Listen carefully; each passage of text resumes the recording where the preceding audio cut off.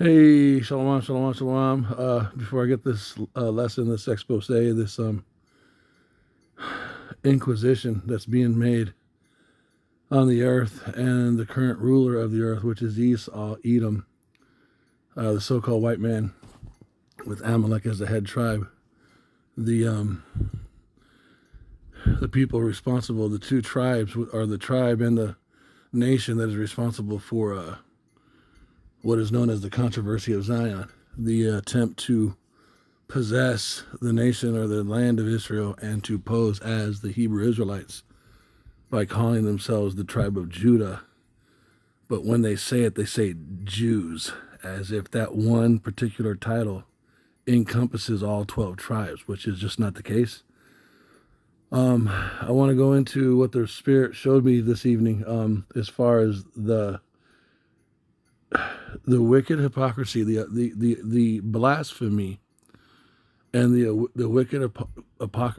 wicked hypocrisy of these people, and what they have done with this situation, and how it's been made public, and how quickly or how closely it was lined up or in the same month as the CK1 situation with the guy that was speaking publicly in Utah, and the psyop enchantment of him either being assassinated or theatrically being made to seem like he was being assassinated, whether he really did pass away or if it was just fake, regardless. And the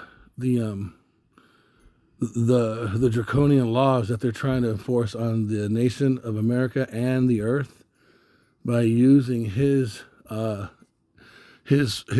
image or his assassination or psyop, whatever it was, as the excuse to enforce these laws, and the hypocrisy of the fact that they are speaking disrespectfully of the chariots of the host of heaven of Yahweh, at the same breath, in the same month as they are attempting to make people bow down to the image of some so-called white man.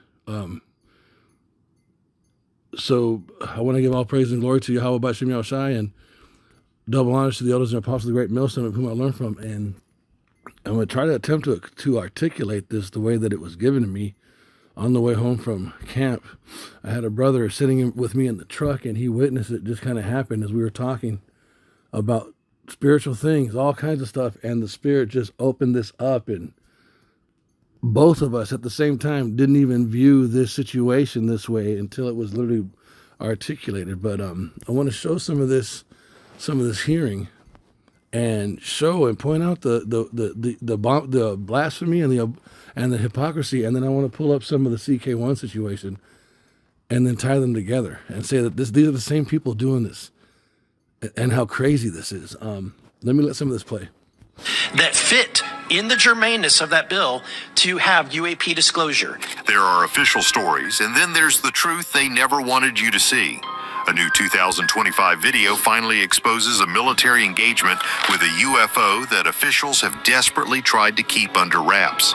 It shows a drone firing a Hellfire missile at a strange metallic... So who's operating the drone? What race of people developed this drone, and what race of people was operating this drone? orb. But this isn't another blurry video. The data from this event is crystal clear, and it's the reason members of Congress were left speechless in a secret briefing. Because when that missile hit, the orb demonstrated a capability that rewrites our entire understanding of defense and technology. Rules of engagement broken. In the vast empty expanse of the sky over the Pacific Ocean, a silent hunter was on the prowl. This was no ordinary aircraft. It was an MQ-9 Reaper drone, one of the most sophisticated surveillance and attack platforms in the United States arsenal. It can fly for over 27 hours straight, soaring at altitudes of up to 50,000 feet, its powerful sensors scanning everything below. On this day in early 2025, its mission was... So it sounds like it's either programmed, can be manually operated, or if it's programmed, it sounds like it could also then be, it can be then manually taken over from whoever programmed it. I don't know, but that's what the Spirit's telling me right now. I could be wrong. Either way, this weapon was designed right, to fly around autonomously according to a program that was put into it, making it hostile, right, toward a chariot. Now, I could be wrong about the programming, but either way, this design, this weaponry, this technology was put up in the sky by Esau to do what it did, right? Which makes Esau guilty. His blood, the blood of this machine that it generates, will be on the hands of the people who designed it and put it up in the airwaves. Because isn't air traffic control controlled by America? Don't you have to speak English in order to operate air traffic control all over the earth? If you're in China, you are, let's look it up. Let me see if this is true. I've heard this. Let's prove this. I don't want to just talk.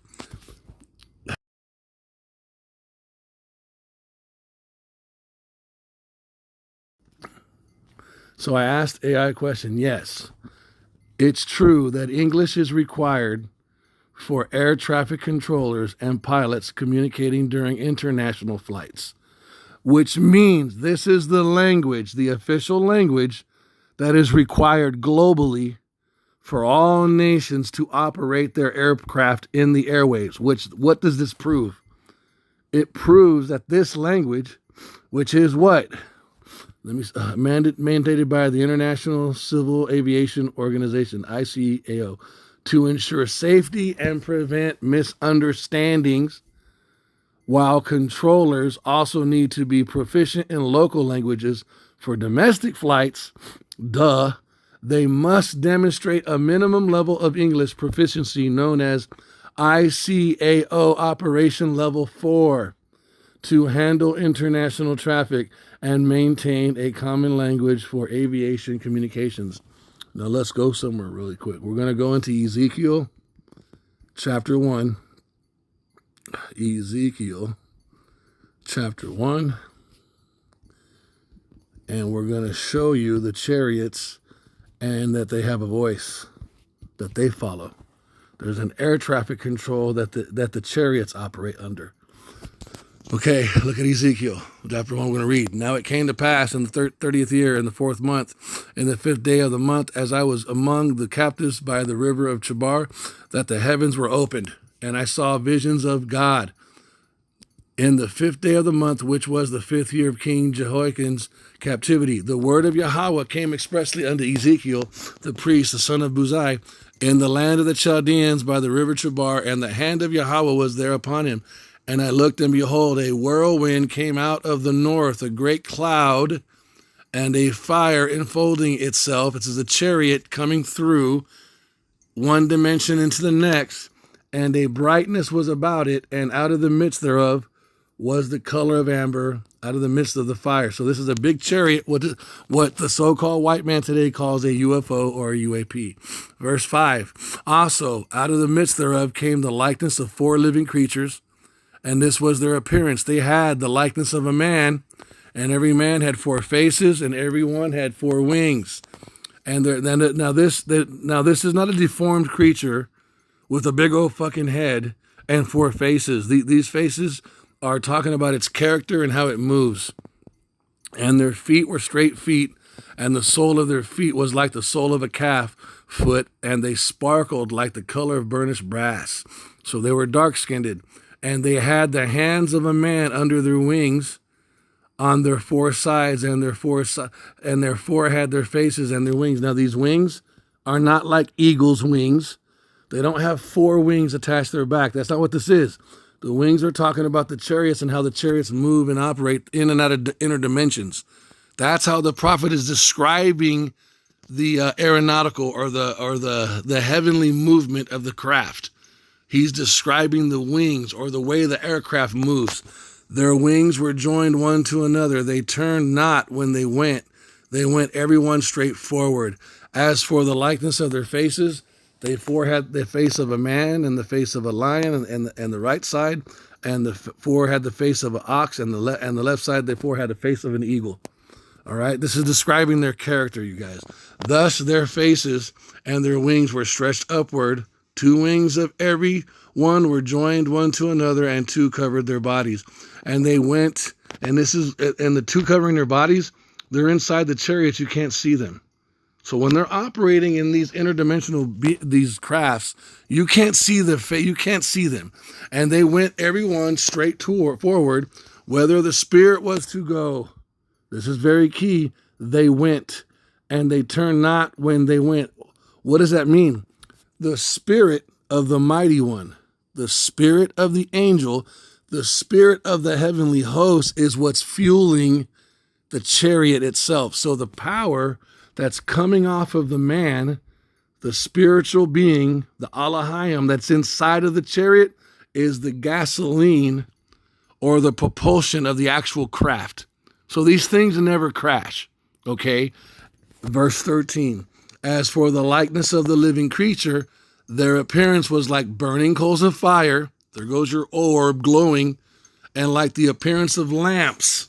It went up and down among the living creatures, and the fire was bright, and out of the fire went forth lightning. Verse 14, and the living creatures ran and returned as the appearance of a flash of lightning. That's how fast they can move. 15, now as I beheld the living creatures, behold, one wheel upon the earth by the living creatures with his 4 faces. 16, the appearance of the wheels and their work was like unto the color of beryl, and they 4 had one likeness, and their appearance and their work was as it were a wheel within the middle of a wheel. 17, when they went upon their 4 sides, and they turned not when they went. 18, as for their rings, they were so high that they were dreadful, and their rings were full of eyes round about them. 4, does this mean there's actual eyeballs? No, this means they have absolute perfect type of vision in every possible direction. They're never going to crash. You're never going to hit them unless they want you to. They have perfect vision, you guys. 19, and when the living creatures went, the wheels went by them, and when the living creatures were lifted up from the earth, the wheels lifted up. Why? Because they're connected. They're bonded together, basically like a space suit. The actual chariot is like a suit to the angel. Verse 20, whithersoever the spirit was to go, the spirit of the angel, they went. Talking about the chariots. They're bonded together. There was their spirit to go, and the wheels were lifted up over against them, for the spirit of the living creature was in the wheels.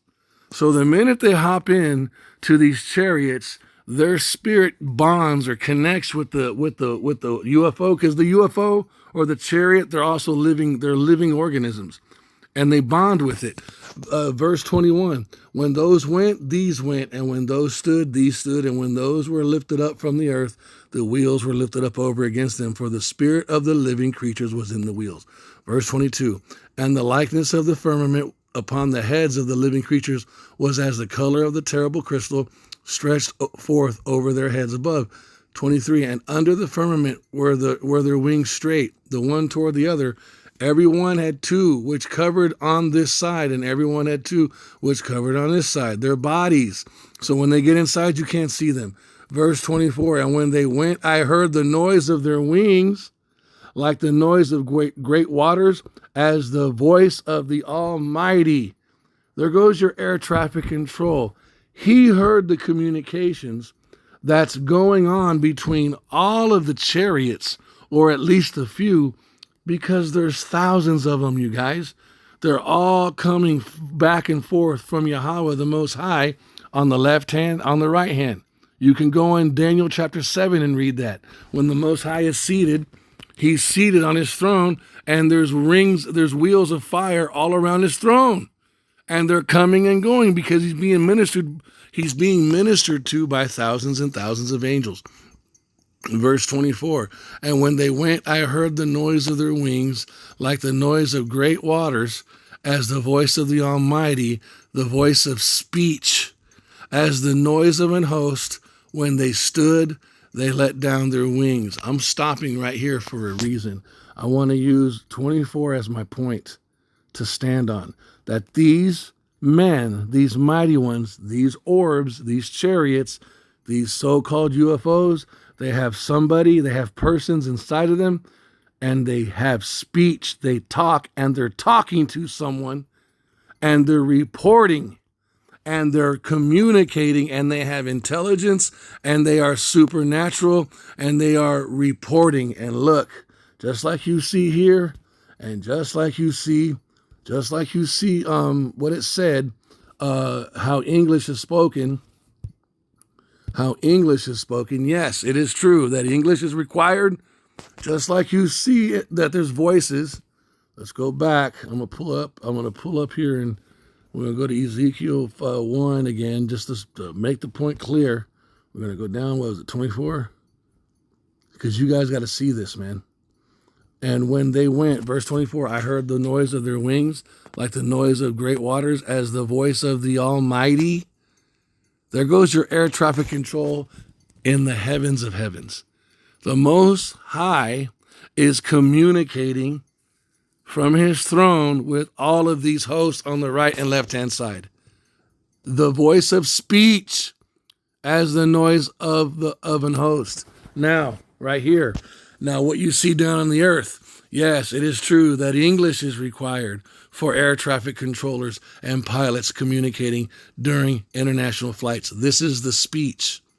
And the angels are the planes and the captains of those planes following orders to and fro from one destination to the next. It's the same thing you see here with the Most High and the chariots. Fuck you if you don't want to accept it, and fuck you if you don't want to believe it. And fuck you because they, right here, they know this, and they're not communicating this the same way because they are blasphemers, because the names of blasphemy are written on their foreheads, because that is how the seven-headed dragon and the beast are described in the book of Revelations. It is a system. It's not an individual Nephilim, man. It is a race of people, and that race of people are the fucking Edomites, and they prove, and we are proving that they have control of the earth and that they are in rulership because all the other nations are required to speak English when they're operating their international planes. Just like there is a specific language that the hosts speak, and that is Paleo-Hebrew when the Most High is speaking to them because he is in rulership. You can see the parallel. If you don't want to see the parallel, two things are happening. You're either being blocked from the other understanding by these angels, or you're just in absolute pride and rebellion, and you want to deny it. But this is what you see. So I'm showing you that the so-called white man is the prince of the power of the air on earth.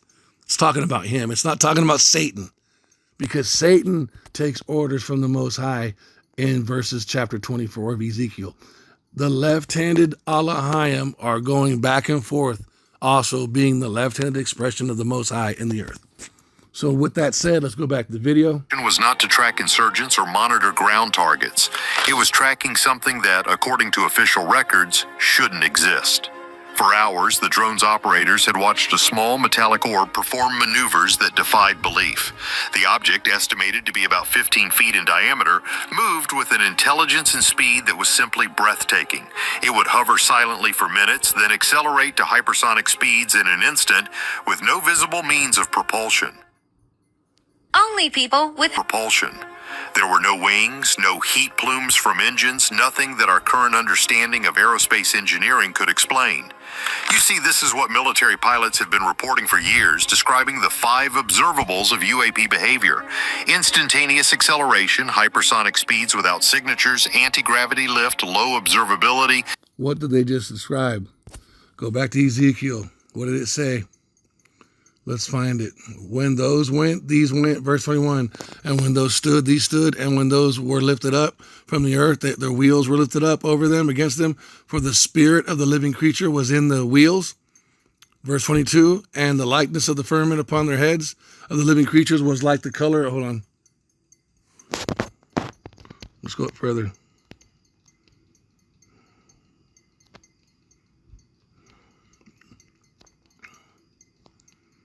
Slovakia.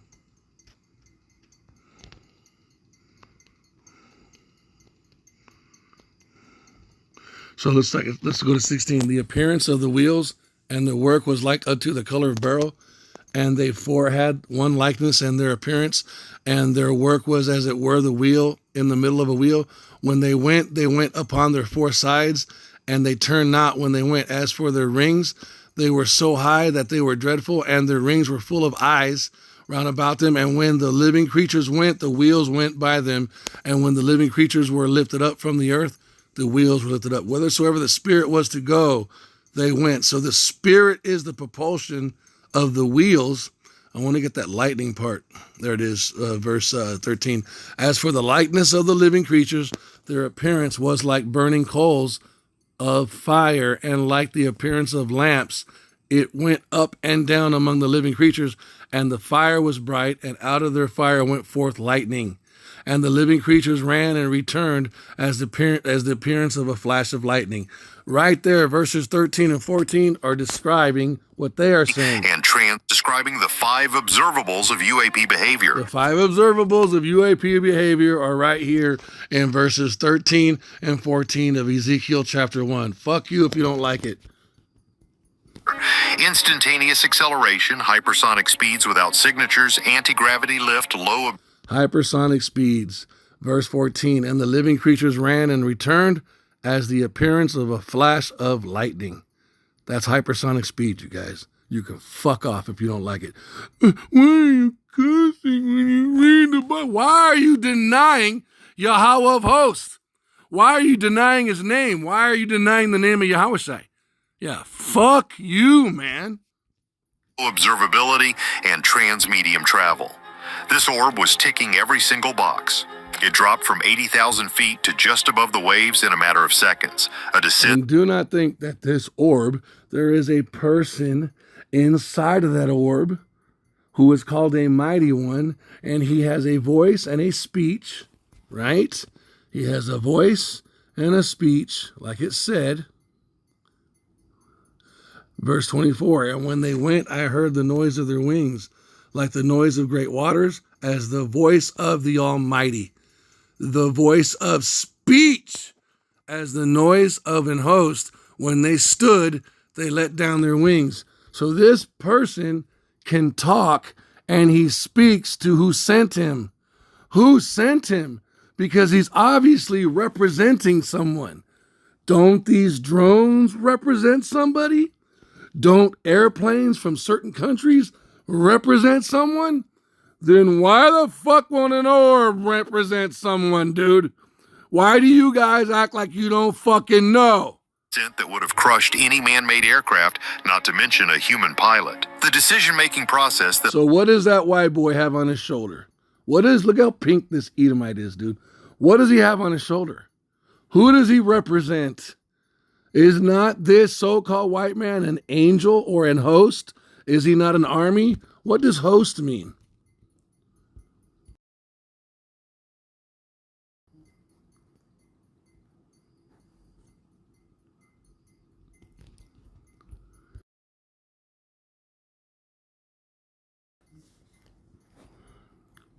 Yes, host can indeed refer to an army or a large multitude, particularly in historical and biblical context, with the meaning derived from the Latin word hostis, meaning enemy or army. Okay, so here we have a so-called white man that led to the next in the military, and he's a representation of that rulership of that military. And you see the patches on his fucking shoulders. So you're telling me that this person in this chariot also isn't marked of a kingdom or representing a kingdom? Yes, he is. Just like that fucking pink man that you see right there in that camouflage suit has got patches on his shoulder. You can best believe highly classified. You can best believe that the person operating that chariot is also representing a rulership in a kingdom. But the thing nobody tells you is that a line was crossed. After the orb failed to respond to any form of... After the orb failed to respond. No, you guys are not calling him by his true name. And you're not identifying him according to what's written in Scripture. So why should he answer you when you refuse to tell the truth about him? You're not describing him according to the very book that you fucking people claim is your book. Did not the so-called white man go all over the earth telling the world about a white Jesus? Well, these scriptures are written in that same Bible. He's read the same Bible I'm reading. How come he's not identifying this person that he's accusing of failing to speak to us? And its flight path brought it near a sensitive naval carrier group, the rules of engagement shifted. The order was given from a command center thousands of miles away. Engage the target. The Reaper drone locked on. Under its wing, an AGM-114 Hellfire missile whirred to life. This is a weapon that can obliterate a tank from 5 miles away. Its 100-pound body carries a 20-pound warhead designed for maximum destruction. With a flash, the missile dropped from the drone's pylon, its rocket motor ignited, and it accelerated towards the silent, hovering orb at nearly the speed of sound. The operators watched on their screens, seeing the world in the ghostly green and white of infrared. The radar data was perfect. The lock was solid. In the final seconds, the video feed showed the missile closing the distance with terrifying precision. Then impact. For a split second, there was a flash on the screen as the missile met its target. This was the moment everyone expected to see: a fireball, a shower of shrapnel, and the radar screen filled with the debris of a destroyed craft. But that's not what happened. What happened next is what sent a quiet panic through the highest levels of the Department of Defense. The data that came back in the moments after the strike was so bizarre, so utterly impossible, that the initial report was flagged as a sensor malfunction. It had to be a mistake, but it wasn't. The flash of impact was not from an explosion. All the energy from the Hellfire missile, the kinetic force, the chemical explosive, it all just vanished. The orb didn't explode. It didn't fall from the sky. It didn't even seem to move.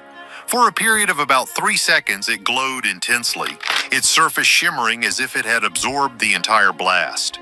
The radar showed no debris. The thermal cameras detected no heat bloom from a chemical reaction. It was as if someone had thrown a firecracker at a brick wall and the wall simply ate it. Then, just as suddenly as it had appeared, the orb accelerated from a dead stop to an estimated 12,000 miles per hour and vanished from the radar screens. Which proves what? That holy angel, that chariot, let them shoot him. It was all done on purpose. Why? Because there is a voice and speech, which means what? There is communication that takes place. So I'm going to read from 13 to 14 again. Ezekiel chapter 1, verse 13 and 14. As for the likeness of the living creatures, their appearance was like burning coals of fire, and like the appearance of lamps. It went up and down among the living creatures, and the fire was bright, and out of the fire went forth lightning, and the living creature ran and returned as the appearance of a flash of lightning. Now let's go down to 24, my bad. This is what I wanted, verse 24. And when they went, I heard the noise of their wings, like the noise of great waters, as the voice of the Almighty, the voice of speech, as the noise of a host. When they stood, they let their wings down, and there was a voice from the firmament that was over their heads when they stood and had let down their wings. What's being said, you guys? Communication. Just like you see with air traffic control, there is a communication taking place with the holy angels and the Most High. And that was reported. What were to happen if, let me see, I'll ask a question. What were to happen if someone were to fire a rocket at an aircraft, an American aircraft plane?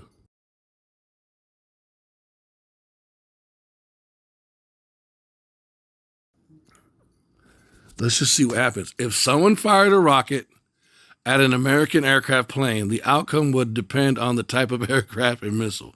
But generally, a hit would lead to catastrophic destruction and fatalities. Hold on, that's not what I meant. Civilian planes lack the sensors. Okay, for a civilian, okay, no warning. Okay, so for a military aircraft, direct detection and warning military aircraft. Hold on, bro. No, so what would be, before I ask, I'm going to say, what would be the response or legal or military response, if so? Okay.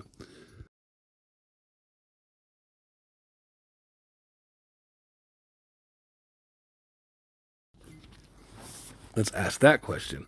If someone shot a rocket at an American aircraft, the response would involve several legal prosecutions for a federal felony and a military response. See? So if someone were to shoot a rocket at the so-called white man's military, this is what the script. This is what this is what Google is telling you would be the reaction. If someone shot a rocket at an American aircraft, the response would involve several legal prosecution for a federal felony and a military response, including potential use of force to neutralize the threat and ensure the safety of the U.S. airspace. Notice how it didn't say people. What's the U.S. airspace? The dominance of Esau, the so-called white man.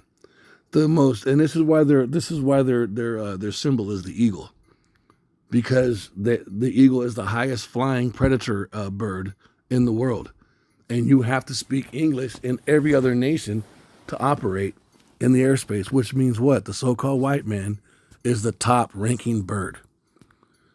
So if you were to shoot at one of his airplanes, this would be his reaction. Okay? The military response would depend on the circumstances and origin of the attack, ranging from defensive actions to a broader military intervention if the attack is deemed an act of aggression or terrorism. The individual or group responsible would face serious legal charges under U.S. law for damaging or destroying a U.S. aircraft, with possible charges including terrorism if linked to such activities. I'm going to stop right there, you guys. I'm going to stop right there. Now, let's go back to Ezekiel chapter 1, verse 24. And when they went, I heard the noise of their wings, like the noise of great waters, as the voice of the Almighty, the voice of speech, as the noise of an host. When they stood, they let down their wings. And there was a voice from the firmament that was over their heads.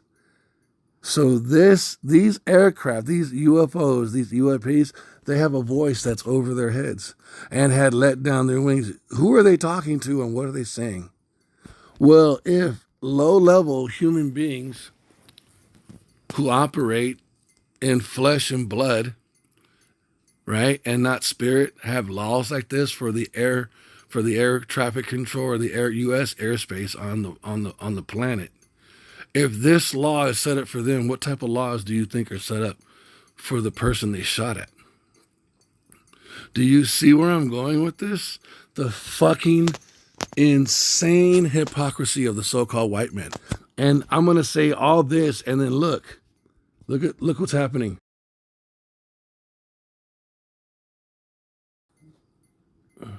September 10th, right? What's the date? That was 10 days ago. Let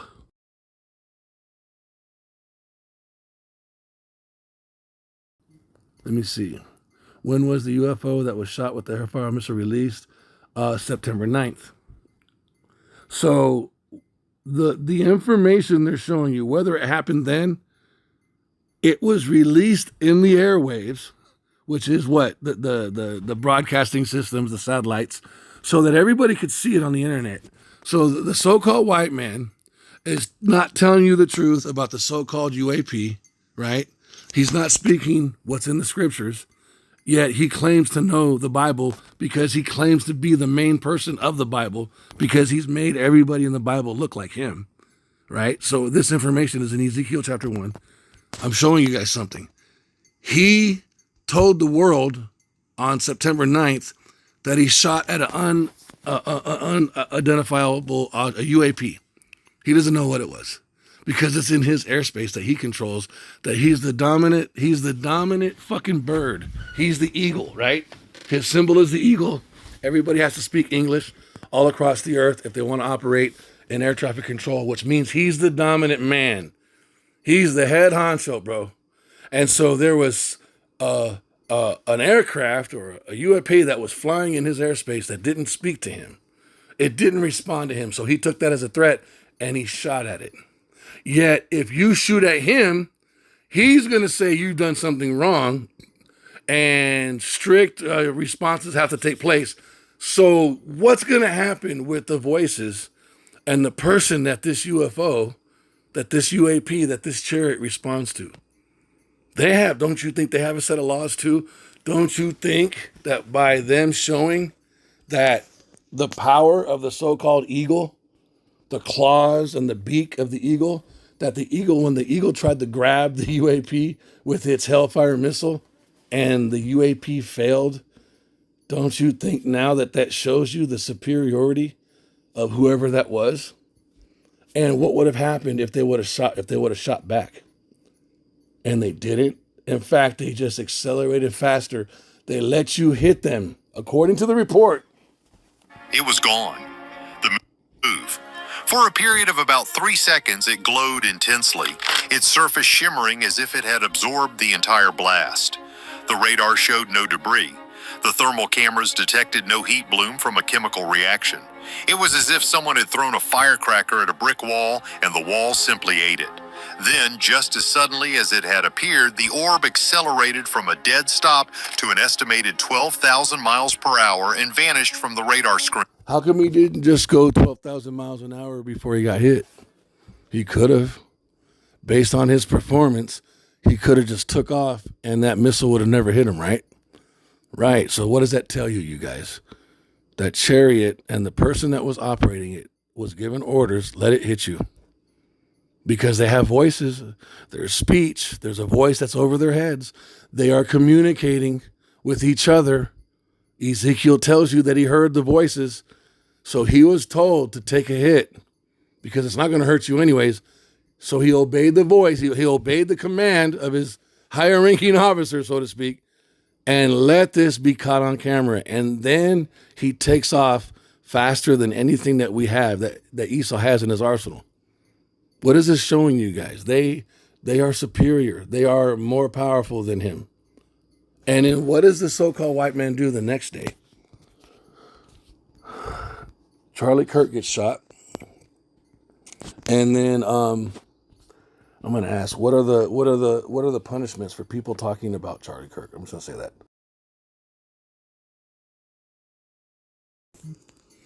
On the Charlie Kirk show, following his death. According to Wikipedia, the free encyclopedia, on the Charlie Kirk show following his death, Vice President J.D. Vance called for persons heard to make remarks deemed uncivil to Kirk to be reported to their employers for termination. Trump later announced that any network that criticized him too harshly could be subject to a revocation of their broadcast license. Broadcast license, which is what? In the airwaves, in the sky, where he is the eagle, because everybody has to speak English to operate their airplanes. Do you see the hypocrisy? Do you see what this is? It's a fucking pissing match, bro. And this goes into Isaiah, bro. God damn.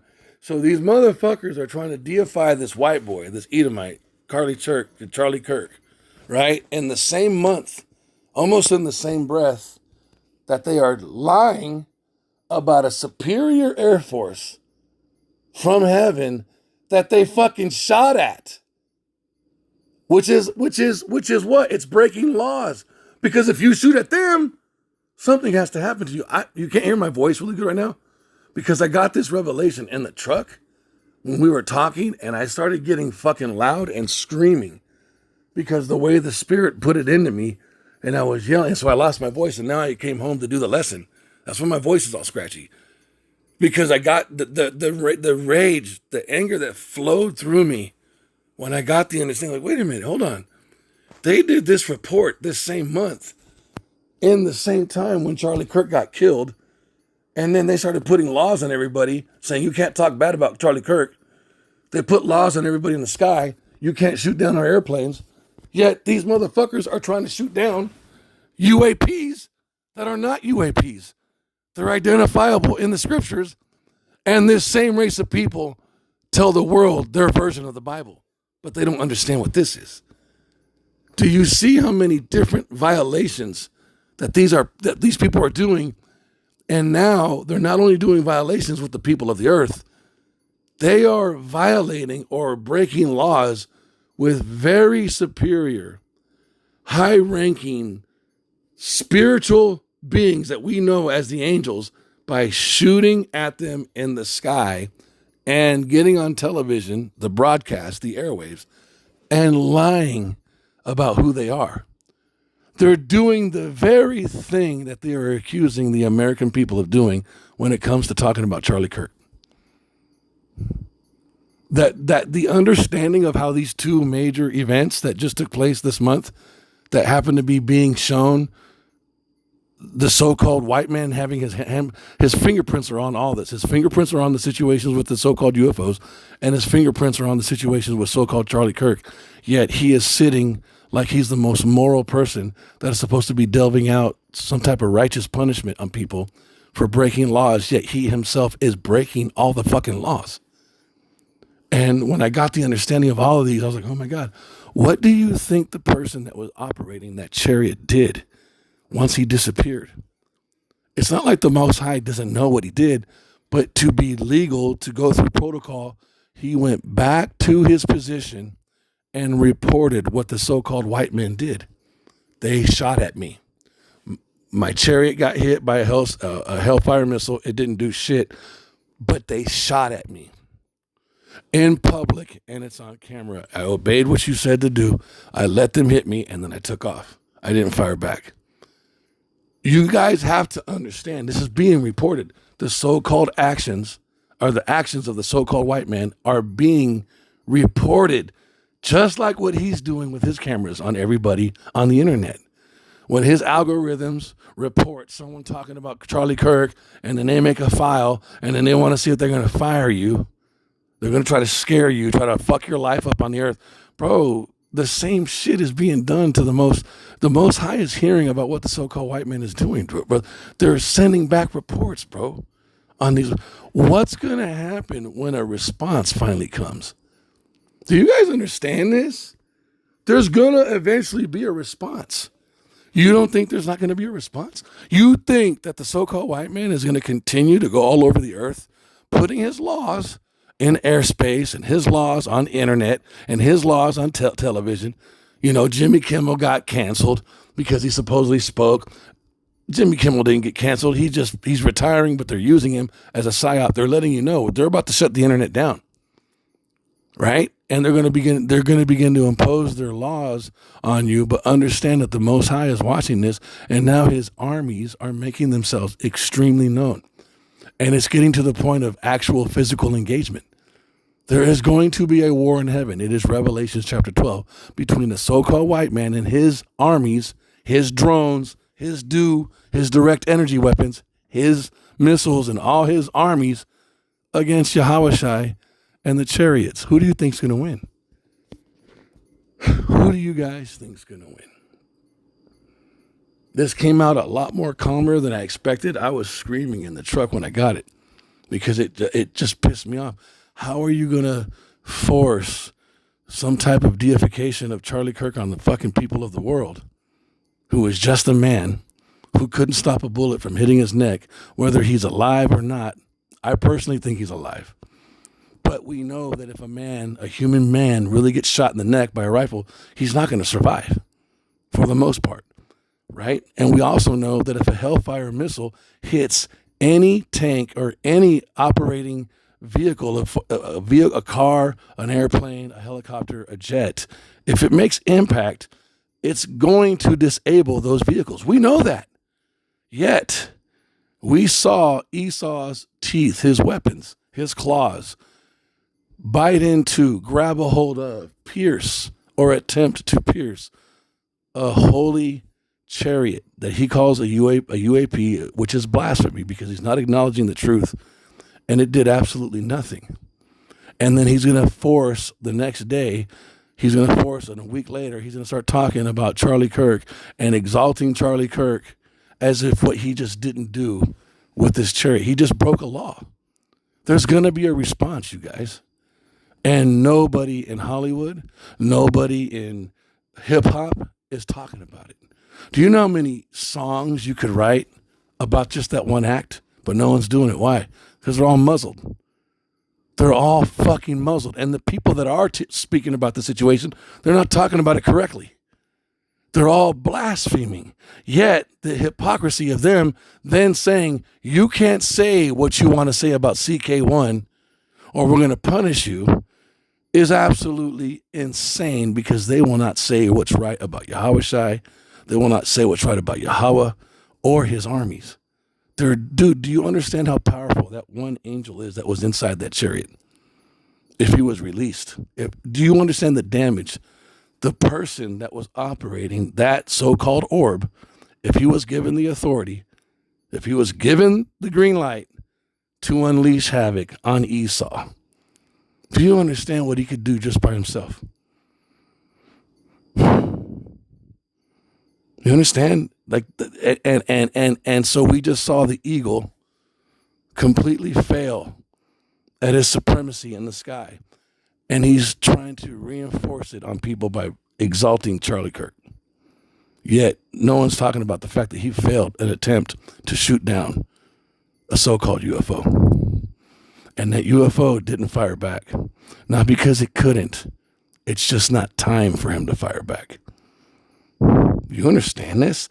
It's not time yet. When is it going to be time, and how close are we to that time, and what's going to happen when they are given the green, when Yahweh Shai is sent back?